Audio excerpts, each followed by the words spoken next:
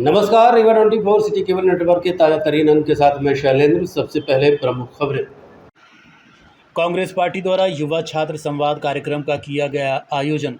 दिल्ली में छात्रों के साथ हुई बर्बर घटना को लेकर जताई चिंता। रीवा शहर के कई मोहल्लों से रहवासियों का आक्रोश आया सामने। अवैध शराब की बिक्री को लेकर पुलिस अधीक्षक के नाम सौंपा ज्ञापन। सरकारी जमीनों पर अवैध कॉलोनी के निष्पक्ष जांच को लेकर की गई मांग। और 40 साल से अपने हक की लड़ाई लड़ रहे बुजुर्ग को कोर्ट का स्टे मिलने के बाद भी नहीं मिली नौकरी। खबरें विस्तार से। आइए नजर डालते हैं पहली खबर पर। शहर के रतहरा मोहल्ला, गुड़चौराहा और रानी तालाब क्षेत्र में कथित अवैध शराब बिक्री को लेकर स्थानीय रहवासियों का आक्रोश सामने आया है। लोगों ने पुलिस अधीक्षक के नाम ज्ञापन सौंपकर कार्रवाई की मांग की है। ज्ञापन में आरोप लगाया गया है कि इन क्षेत्रों में खुलेआम अवैध शराब की बिक्री हो रही है, जिससे सामाजिक माहौल और बच्चों की शिक्षा पर प्रतिकूल असर पड़ रहा है। स्थानीय निवासियों का कहना है कि विरोध करने पर उन्हें धमकियां भी मिलती हैं। ज्ञापन में कुछ लोगों के नाम का उल्लेख करते हुए उनके खिलाफ एफआईआर दर्ज करने और अवैध शराब बिक्री पर तत्काल रोक लगाने की मांग की गई है। रहवासियों का ये भी कहना है कि पहले भी संबंधित थानों में शिकायतें की गई, लेकिन कोई प्रभावी कार्रवाई नहीं हुई। अब लोगों ने पुलिस अधीक्षक से मामले की निष्पक्ष जांच कर सख्त कार्रवाई की मांग की है। जी, आज ये रतहरा मोहल्ले के स्थानीय निवासी आए हैं, जहां पर अवैध रूप से शराब बिक्री की जाती है, जहां पर वहां पर सामाजिक सौहार्द बिगड़ता है, बच्चे शिक्षा से वंचित हो रहे हैं और लगातार वहां पर नशे की हालत में जो व्यक्ति बैठे रहते हैं उनके द्वारा किसी भी अप्रिय घटना करने और जैसे महिलाएं निकलती हैं उनके साथ कोई भी अप्रिय घटना होने की आशंका बनी रहती है, जिसमें आज पुलिस अधीक्षक महोदय के नाम का ज्ञापन लेकर ये सभी स्थानीय लोग आए हैं और ये चाहते हैं कि जो वहां पर अवैध रूप से पैकारी होती है, शराब बिक रही है और तमाम रीवा शहर में जो शराब बिक रही है उस पर रोक लगे। और हमने ये एसपी साहब से आवेदन के माध्यम से रख भी दिया है और वर्तमान में रीवा जिले के जो न्यायाधीश कलेक्टर महोदय हैं बहुत ही अच्छे सख्त कार्रवाई कर रहे हैं और मेरी प्रशासन में और कलेक्टर महोदय से भी ये निवेदन है कि विशेष रूप से ये जो मध्य प्रदेश का नशा मुक्त अभियान चल रहा है, कलेक्टर महोदय जी भी इस पर मुहिम करके और विशेष तौर पर जिन बस्तियों में अवैध शराब बिक्री का कार्य किया जा रहा है उसमें प्रतिबंध लगाने का कार्य करें और एक दो बार उन बस्तियों पर क्या होता है वहाँ का? मेरे यहाँ सबसे ज्यादा शराब बिकती है, सबसे ज्यादा बच्चे बर्बाद होते हैं, सियाने भी बर्बाद होते हैं, बूढ़े भी बर्बाद होते हैं, कोई मानने वाला नहीं है। जो बिचवाता है वो सब लोग को बोली का और धमकाता है ना। ये कौन लोग है जो? ये राकेश बंसल, अजय बंसल, पिता उसका राकेश बंसल। इसकी शिकायत आप लोगों ने पहले भी की है क्या? इसकी शिकायत पहले समाज में की है हम लोग, समाज पूरी हम लोग की समझाई है, लेकिन वो समझाने के कारण बावजूद भी नहीं मान रहा है वो। है समान थाना में वहाँ एप्लीकेशन लगा है, वहाँ भी कोई सुनवाई नहीं है। पुलिस वाले जाते हैं तो बोलते हैं कि पहले अपने आप में सुधार करो, बच्चों अपने आप में सुधार करो, 10 लड़के अपने आप में सुधार करो, फिर बाद में कानूनी कार्रवाई होगी। तो कौन से लड़के सुधरेंगे? कौन से? जब बिक रही है तो कौन लड़के सुधरेंगे? आप ही बताइए। जी, यही दारू का मामला है सर कि हम लोग चाह रहे हैं कि मोहल्ले से शराब न बिकना चाहिए। बिके भी तो 4-5 किलोमीटर के अंतर्गत में बिके। ये लोग नहीं मान रहे हैं और धमकी दे रहे हैं कि इनके बच्चे लोग बोल रहे हैं कि यहाँ शराब नहीं बिकेगी। तो क्यों नहीं बिकेगी शराब? बिकेगी। ज्यादा ताकत है तुम्हारे में तो हौली हटवा दो। तो हम उनके में तो ताकत नहीं है कि हौली हटा देंगे, लेकिन अवैध बिक रही है। मोहल्ले के सब बच्चे बर्बाद है, सियान भी बर्बाद है। अपने घर में लड़ाई झगड़ा दुनियादारी ये सब करते हैं। उनको मना करे के बाद समाज से भी बढ़ के। आप देख रहे हैं Rewa 24 news city cable network. रुक करते हैं अगली खबर का। रीवा जिले के त्योंथर क्षेत्र से राहत भरी खबर सामने आई है। त्योंथर जनपद की ग्राम पंचायत बरहट में एक व्यक्ति द्वारा शासकीय पीसीसी सड़क पर तार और बाड़ लगाकर रास्ता बंद कर दिया गया था। इससे पहले टोला के लगभग 500 घरों का आवागमन प्रभावित हो गया था। 2 पहिया और 4 पहिया वाहनों के साथ एम्बुलेंस और स्कूली वाहनों के आने जाने में भी परेशानियां हो रही थीं। ग्रामीणों की शिकायत पर कलेक्टर नरेंद्र सूर्यवंशी ने तत्काल संज्ञान लेते हुए तहसीलदार और पुलिस बल को मौके पर भेजा। प्रशासन ने कार्रवाई करते हुए सड़क पर किए गए अतिक्रमण को हटाया और शासकीय मार्ग को पूरी तरह से अतिक्रमण मुक्त करा दिया। कार्रवाई के बाद सड़क पर आवागमन सामान्य हो गया है। ग्रामीणों ने प्रशासन की त्वरित कार्रवाई पर संतोष जताते हुए राहत की सांस ली। देखिए, जो अभी आप जो बात बता रहे हैं अवैध कॉलोनाइजेशन की, तो विगत 3-4 महीने में मेरे पास एक भी जो अवैध कॉलोनी की कोई शिकायतें लिखित में तो नहीं आई हैं। ओरल में मुझे मौखिक रूप से आप लोगों के माध्यम से कुछ गडरिया की शिकायत मुझे प्राप्त हुई थी, जिसकी मैं जांच करा रहा हूँ। संभवतः मैं खुद भी कल स्पॉट पे जाऊँगा, उसकी जांच करूँगा। इसके अलावा जो भी हमारे पास अगर कोई आता है लिखित में जो बताता है, या हम पटवारी के माध्यम से भी हमारे पास आती है कोई बातें, तो हम उस अवैध कॉलोनी की जांच करेंगे। और चूंकि आप लोगों ने संवेदनशील मुद्दा उठाया है, तो मैं ये बता देना चाहता हूँ कि पटवारियों के माध्यम से हम इस तरह की कॉलोनी की जांच कराएंगे और त्रुटि होने की स्थिति में त्रुटिकर्ता के विरुद्ध कड़ी कार्रवाई भी करेंगे। और वैसे भी शासन का के निर्देश है कि जो अगर अवैध कॉलोनी की स्थापना करता है तो उनके विरुद्ध कड़ी कार्रवाई करना है, तो हम करेंगे। ये मतलब भू माफिया बहुत सक्रिय है। देखिए, वो रिलेटेड प्रश्न बताया आपने, तो हम देखते हैं उसको जांच कराएंगे, पटवारी से जानकारी लेंगे और शीघ्र ही इसमें एक अभियान चला के कार्रवाई करेंगे। आप देख रहे हैं Rewa 24 news city cable network. Rewa के अधिवक्ता बीके माला ने कलेक्टर को दिए आवेदन में आरोप लगाया था कि नगर तथा ग्राम निवेश नगर पालिका निगम और भू संपदा विभाग की अनुमति के बिना कई सरकारी भूमि पर अवैध कॉलोनियां विकसित कर प्लाट बेचे जा रहे हैं। आवेदन में सिरमौर रोड सहित कई खसरा नंबरों का उल्लेख करते हुए कहा गया कि आम रास्ते और शासकीय भूमि तक का विक्रय किया गया है। आवेदन में यह भी आरोप लगाया कि राजस्व अभिलेखों में कई मामलों का विधिवत दर्जीकरण नहीं हुआ और संबंधित अधिकारियों की अनदेखी के कारण अवैध निर्माण लगातार जारी है। अधिवक्ता ने पूरे प्रकरण की निष्पक्ष जांच कर दोषी कॉलोनाइजरों और संबंधित ठेकेदारों को खिलाफ कठोर कार्रवाई की मांग की है। देखिए, रीवा जिले में वार्ड क्रमांक 2 निपनिया के अंतर्गत नगर निगम के भी अंतर्गत भूमि है। उन भूमियों में अनाधिकृत तरीके से बिना टीएनसीपी, बिना रेरा, बिना डायवर्सन के बहुत सारी जमीनें सेल आउट की जा रही हैं। और शासन के जो रेगुलेशन है कि नगर निगम के जो 45 वार्ड हैं, 45 वार्डों में लगातार बिना टीएनसीपी, रेरा, डायवर्सन के जमीनें बिक रही हैं। और साथ में रीवा जिले के जो विशिष्ट ग्राम हैं, उस विशिष्ट ग्रामों में ऐसी जमीनें बिक रही हैं। जैसे गुड़ क्षेत्र में है, रीवा नगर के एक बखेरा एरिया है, वहां भी अवैधानिक है, सगरा है, वहां भी अवैधानिक तरीके से बिक रही है, टोरा है। इस एरिया में तमाम ऐसे एरिया हैं जहां अवैधानिक तरीके से विशिष्ट ग्रामों में जमीनें बिक रही हैं। और बड़े पैमाने पर लोग किसान 25 जिसमें 10 जिसमें 20 जिसमें बेच सकते हैं, परंतु अपने निजी कार्य हित पर जहां 10-10 एकड़, 5-5 एकड़ में इस प्रकार निपनिया वार्ड क्रमांक 2 एक ऐसा क्षेत्र है जहां नगर निगम रीवा के अंतर्गत आता है। यहाँ कई एक ग्रुप बना के अवैधानिक तरीके से, नियम विरुद्ध तरीके से प्लाटिंग की जा रही है। और जो प्लाटिंग नगर निगम की, पानी कहाँ निकलेगा, नाले कहाँ हैं, रोड कहाँ है, रोड रिकॉर्ड में दर्ज नहीं है। और टीएनसीपी के जो नॉर्म्स हैं, रेरा के जो रेगुलेशंस हैं, जो डायवर्सन राशि जमा होनी चाहिए, राजस्व की हानि हो रही। नगर निगम में जो संपत्ति कर जमा हो, टैक्स जमा होने चाहिए, यानी नगर निगम में कॉलोनाइजर एक्ट के तहत उनको परमिशन कमिश्नर नगर निगम से लेनी चाहिए। अन्य विभागीय अनुभाग के अंतर्गत राजस्व अधिकारी अनुभाग से लेना चाहिए। परंतु नगर निगम के अंतर्गत 45 वार्डों में अवैधानिक तरीके से सेल आउट हो रही जमीनें, और यहाँ के नगर निगम के अधिकारी, नगर निगम प्रशासन किसी प्रकार की हरकत नहीं कर रहा, किसी प्रकार की कार्रवाई नहीं कर रहा, नियम विरुद्ध तरीके बेच रहे हैं। बाकी पानी की निकासी कहाँ होगी, पानी जाएगा कहाँ?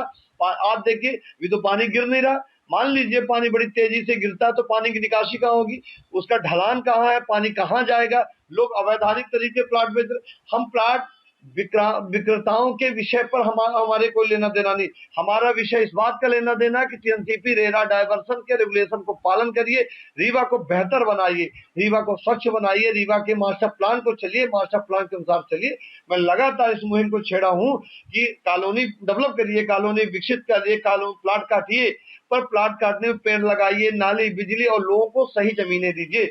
45 जो वार्ड है नगर निगम के, यहाँ एक भी नियमों का पालन नहीं हो। नगर निगम रीवा के अंतर्गत 45 वार्डों में आखिर किसका संरक्षण प्राप्त है कि वैधानिक प्लाटिंग चल रही? पूरे नगर निगम में एक भी ऐसा जगह नहीं है जहां पर अवैध प्लाटिंग नहीं चलती हो। आखिर किसके? आनंदपुर को उठा लीजिए। देखते रहिए Rewa 24 news city cable network. मिलते हैं छोटे से ब्रेक के बाद।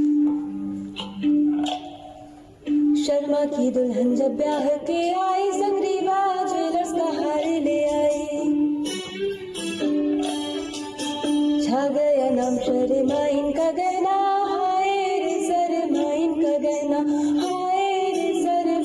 का गहना।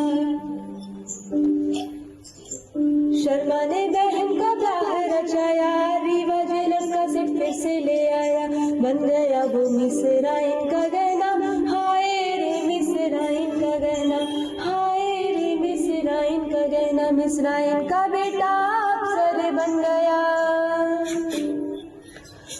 पत्नी के गले में आईना चमक गया, बन गया वो अफसराइन का गहना।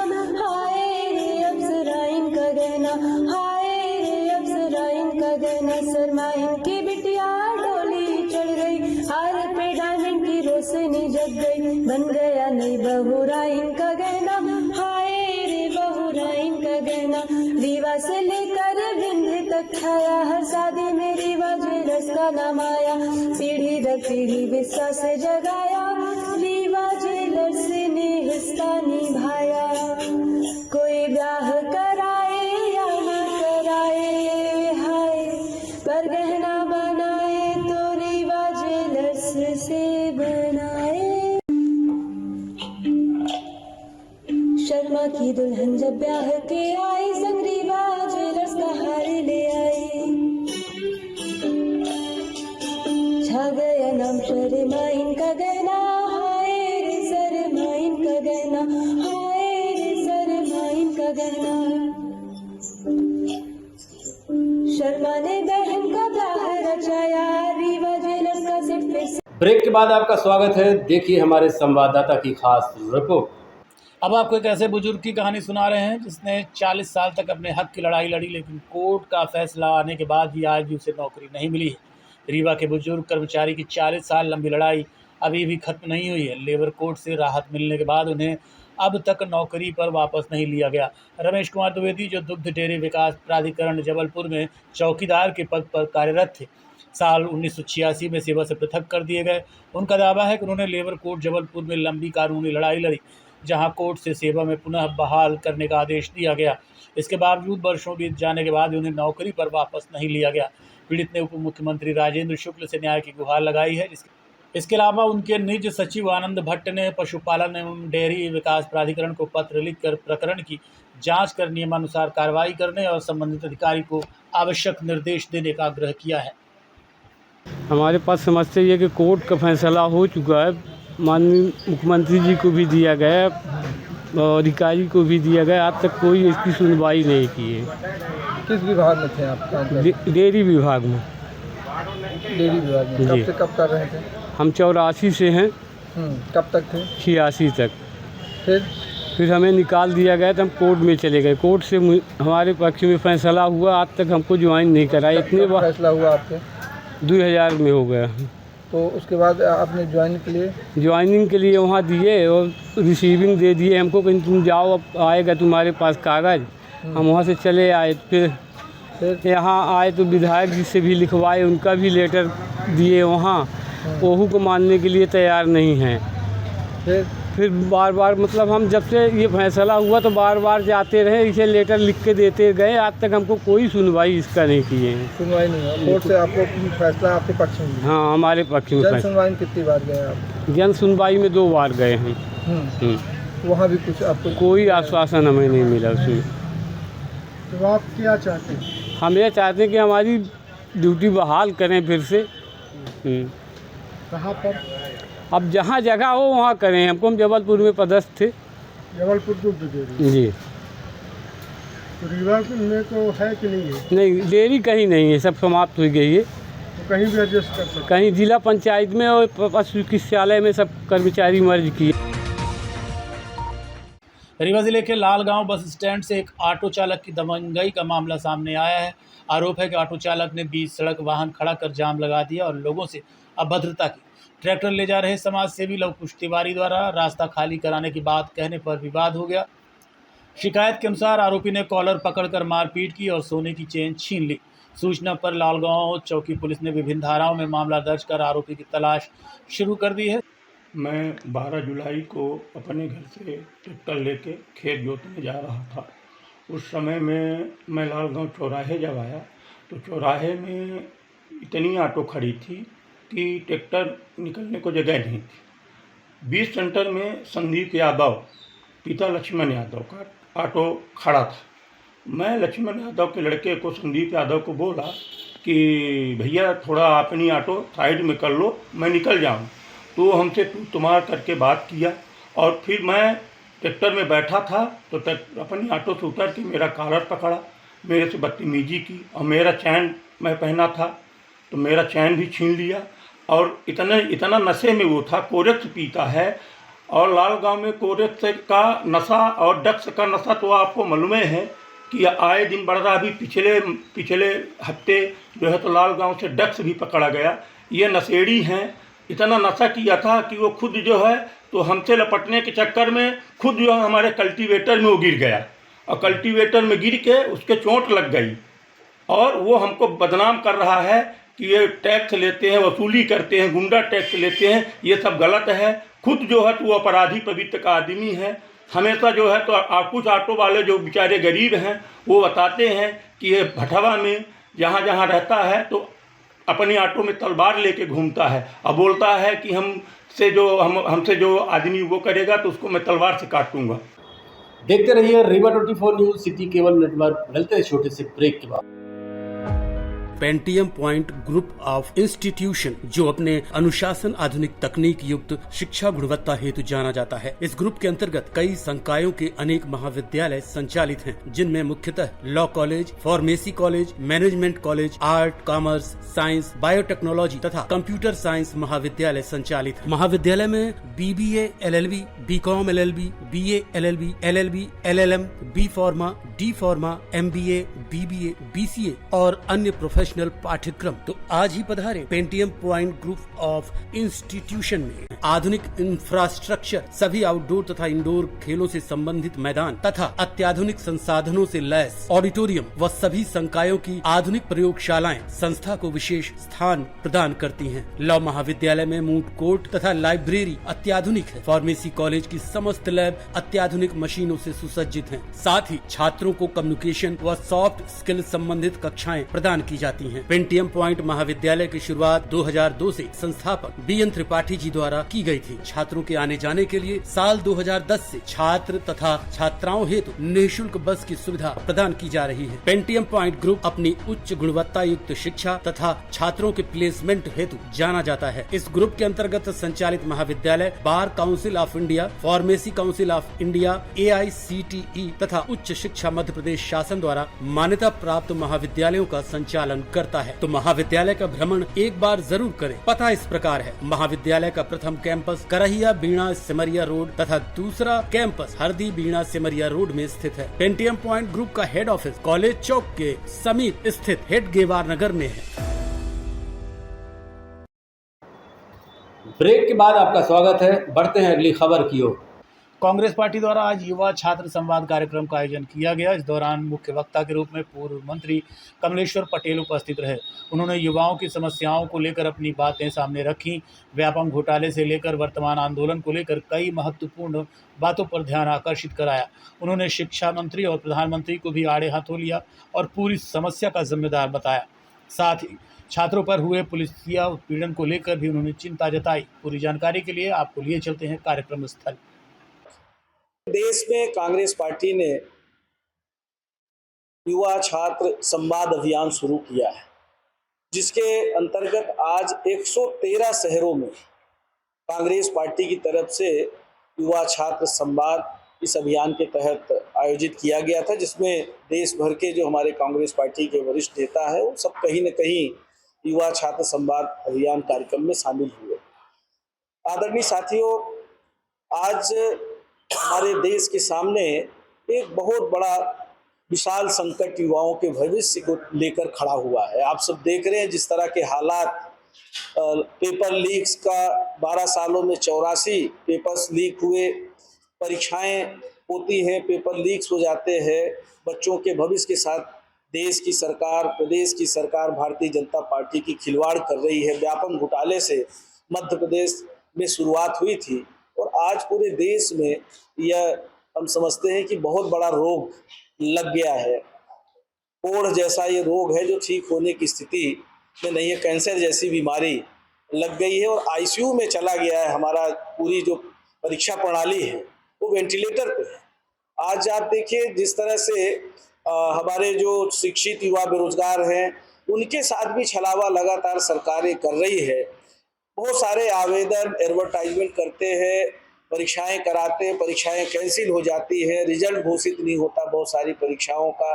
बार बार बच्चे किस तरह से फॉर्म जमा करते हैं, शुल्क जमा करते हैं। तो एक तरफ नीट एग्जाम में जिस तरह से 22 लाख से ज़्यादा बच्चों का भविष्य खराब किया, इस तरह से करोड़ों बच्चों का विभिन्न परीक्षाओं में उनका भविष्य खराब करने का देश की सरकार ने काम किया। जब छात्र आंदोलित होते हैं उनके साथ किस तरह से बेरहमी से, अभी परसों की घटनाएं दिल्ली में सांसद का घेराव करने के लिए पूरे देश भर के युवा छात्र, बेरोजगार भी थे, छात्र भी थे और उनके अभिभावक भी थे, और जिस तरह से बर्बरता पूर्वक केंद्र सरकार ने कार्रवाई की, लाठी डंडों से पिटवाया, लात घूंसों से पिटवाया, और उसके छात्रों के समर्थन में सरकार से न्याय मांगने के लिए जब कल राहुल गांधी जी ने, नेता विपक्ष और हमारे सांसदों ने वहां मांग की कि आप इस विषय पे चर्चा कराइए, धर्मेंद्र प्रधान का इस्तीफा कराइए, तो सदन को स्थगित कर दिया और सदन में चर्चा इस विषय पे नहीं कराई गई। तो आदरणीय राहुल गांधी जी ने कांग्रेस पार्टी के सांसदों के साथ पैदल मार्च करते हुए प्रधानमंत्री के आवास का घेराव करने के लिए जा रहे थे, और वहां पे आवास घेराव करने के लिए धरने पे वहां बैठे थे। जिस तरह से उनके साथ भी कार्रवाई हुई है, जिस तरह से उनके साथ बदतमीजी हुई, कांग्रेस के सांसदों के साथ मारपिटाई हुई, राहुल जी, प्रियंका जी के साथ भी जिस तरह से घटना कल की घटित हुई है, ये हमारे लोकतंत्र को कलंकित करने वाली घटना है। क्या विपक्ष आम जनता की, युवाओं की, छात्रों की आवाज को उठा नहीं सकता? और सरकार क्या गूंगी बहरी हो गई है? अगर शिक्षा मंत्री के रहते हुए इतने सारे पेपर्स लीक्स हुए, भारतीय जनता पार्टी की सरकार में 84 पेपर लीक्स हो गए, और सरकार अगर अपने मंत्री से इस्तीफा नहीं ले सकती है, कोई नैतिकता नाम की चीज बची है क्या? और अब कुछ संक्षिप्त खबरें। युवाओं को नशे से दूर रखने के लिए पुलिस द्वारा अभियान लगातार जारी है। मुख्यमंत्री doctor Mohan Yadav, DGP Kailash Makwana, police महानिरीक्षक गौरव राजपूत और एसपी डॉक्टर गुरकरण सिंह के निर्देश पर चल रहे अभियान के तहत आयोजित इस प्रतियोगिता में बड़ी संख्या में छात्र छात्राओं ने हिस्सा लिया। कार्यक्रम में additional SP Sandeep Mishra, CSP doctor Ritu Upadhyay, TRS college की प्राचार्य अर्पिता अवस्थी, थाना प्रभारी अमैया मनोज गौतम, थाना प्रभारी सिविल लाइन विजय सिंह और थाना प्रभारी चुरहटा पवन शुक्ला मौजूद रहे। अधिकारियों ने कहा कि खेल युवाओं को सकारात्मक दिशा देते हैं और नशे जैसी बुराइयों से बचाने का सबसे प्रभावी माध्यम है। इस दौरान खिलाड़ियों को नशा मुक्त रहने की शपथ दिलाई गई और उत्कृष्ट प्रदर्शन करने वाली टीमों को शील्ड देकर सम्मानित किया गया। और नेट करार दिए यहाँ विदेशी टीआरएस की ओर से शानदार सर्विस, उतना ही शानदार डिफेंस। सर्व सामाजिक संगठन और 120 संगठनों के संयुक्त तत्वाधान में 29 जुलाई को सैनिकों के सम्मान में भव्य आयोजन किया जाएगा। कृष्णा राज कपूर ऑडिटोरियम में होने वाले इस कार्यक्रम में सेना के वरिष्ठ अधिकारी, प्रदेश के उप मुख्यमंत्री, सांसद सहित कई जनप्रतिनिधि और गणमान्य नागरिक उपस्थित रहेंगे। जो इस तरह का जो इनिशिएटिव लेते हैं, इस तरह के प्रोग्राम्स कराते हैं कि हमारे जो देश के वॉरियर्स हैं और जो रियल वॉरियर्स हैं, कोरोना वॉरियर्स हैं, हमारे मीडिया कर्मी हैं, इनका सम्मान करते हैं। ये बहुत ही अच्छा प्रयास रहता है, क्योंकि विरले ही ऐसे कोई रहते हैं जो इस तरह के प्रोग्राम्स को आयोजित करते हैं। और इस साल का जो ये है अपना सैनिकों का सम्मान, 70 सैनिकों का सम्मान है, इसके लिए मैं बहुत बहुत धन्यवाद ज्ञापित करती हूँ। इस आयोजन को बहुत ही उसके लिए मैं सहयोग की अपेक्षा करती हूँ आप सभी से, और जो हमारे रीवा के लोकल लोग हैं उनसे भी इस तरह के सहयोग की अपेक्षा करती हूँ कि वो आएँ और कार्यक्रम को दोनों प्रश्न है इसमें आपने यहाँ पे मुख्य अतिथि पूछा और कहाँ से आ रहे हैं, इनका दोनों को जवाब देना चाहूँगा। इस कार्यक्रम में हम लोगों ने हमारे वृंद के 2 नायक जिन्होंने आर्मी चीफ और नेवी चीफ के रूप में सेवाएं दी हैं और अभी 31 मई को रिटायर हुए हैं, Dinesh Tripathi sir navy chief, और 30 जून को army chief Bhupendra Dwivedi sir. Delhi जाकर मैंने आप दोनों विभूतियों को आमंत्रित किया है। चूँकि अभी वो रिटायर हुए हैं तो उनका प्रोटोकॉल के तहत अभी स्वीकृति उनकी फाइनल नहीं मिल पाई है, लेकिन अभी वर्तमान में मुख्य अतिथि रूप में हमारे जो उप मुख्यमंत्री हैं मध्य प्रदेश शासन के राजेंद्र शुक्ला जी, उन्होंने स्वीकृति प्रदान की है। और साथ में रीवा के जितने जनप्रतिनिधि हैं, सम्मानित विधायकगण हैं, सांसदगण हैं, मंत्रीगण हैं, वो सब उपस्थित होंगे। रीवा के सभी समाजसेवी उपस्थित रहेंगे। हर वर्ग के लोग इस कार्यक्रम में उपस्थित होकर के और कार्यक्रम में अपना आशीर्वाद देंगे। और ये जो आपने प्रश्न किया था कि कहाँ से है, सतना का एक चूंग गांव है जहां पर हर दूसरा परिवार सेना में है, वहां का व्यक्ति, वहां से हमने लोग को आमंत्रित किया है। साथ में सीरी जो पाकिस्तान के साथ युद्ध हुआ था, 2 शहीद हमारे वृंद के हुए थे, शहीद सुधाकर सिंह और शहीद हेमराज सिंह, इन दोनों की वीरांगनाओं को आमंत्रित किया गया है। साथ में 92 वर्ष के कौशल सिंह जी, जिन्होंने 1965, 71, 72 की लड़ाई में इस देश के लिए लड़े, 6 महीने चीन में कैद रहे, हमने उनको आमंत्रित किया है। साथ में भानु प्रताप सिंह दजावत जो एनसीसी के प्रमुख है, यहाँ पर अभी आए हैं हाल में, हमने उनको आमंत्रित किया है 3 बटालियन। ऐसे करके जो भी आर्मी से रिलेटेड लोग हैं, सैनिक स्कूल के प्रिंसिपल कर्नल अविनाश रावल साहब, उनको इन्वाइट किया है। सैनिक कल्याण बोर्ड के जिला सैनिक कल्याण अधिकारी सिद्धार्थ श्रीवास्तव जी सहित जितने लोग भी हैं, आर्मी चीफ, आर्मी, नेवी, थल सेना, जल सेना और वायु सेना, तीनों सेनाओं के इसमें सैनिकों को आमंत्रित किया गया है। ये कार्यक्रम खुला मंच है, हम सभी सैनिकों का सम्मान कर रहे हैं। आज के अंक में इतना ही। देखते रहिए Rewa 24 news city cable network.